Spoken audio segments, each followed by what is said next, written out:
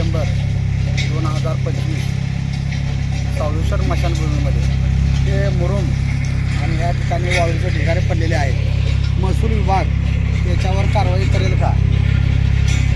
शासनाचा महसूल बुडवून आणि अवैधरित्या वाळूचा साठा केला जात आहे. वेगवेगळ्या प्रकारचे त्यांच्यामार्फत कामं केली जात आहेत ग्रामपंचायतची. त्यासाठी ही वाळू मागवली जात आहे. वाळू मागवत असताना याची रॉयल्टी भरली आहे का? त्या मुरुमाची रॉयल्टी भरली आहे का?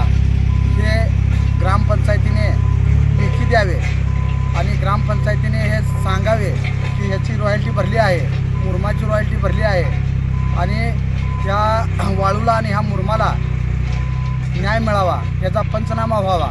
हे ढिगारे वाट बघत आहेत, माझा पंचनामा कधी होईल, माझा पंचनामा कधी होईल. आणि ही मशानातली वाळू आज हे वाळू माफिया आणि मुरुम माफिया त्या मशानभूमीमधील मड्यावरची लोणीसुद्धा खात आहेत.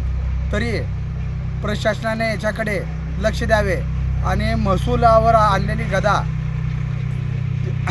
आणि ह्या माफियांना रान मोकळं करून दिलेलं आहे.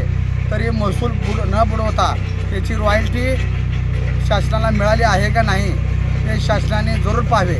त्यासाठी रितसरपणे अर्ज केला जाईल आणि अर्ज देऊन याची माहिती केली जाईल आणि हे काम हे पुरावे नष्ट करण्यासाठी विविध पातळीवर काम चालू आहे. ते बघा कशा प्रकारे काम चालू आहे, कशा प्रकारे सकाळी 7 वाजता उठून ते रोलिंग करत आहेत. पहा याच्याकडे.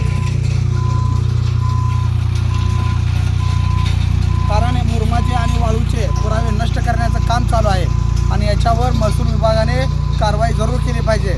महसूल विभागाचा दंड थोपवला पाहिजे याच्यावर आणि महसूल विभागामार्फत त्याच्यावर जरूर कारवाई केली जाईल. त्यासाठी आम्ही उपोषणाला बसण्याची तयारी केलेली आहे.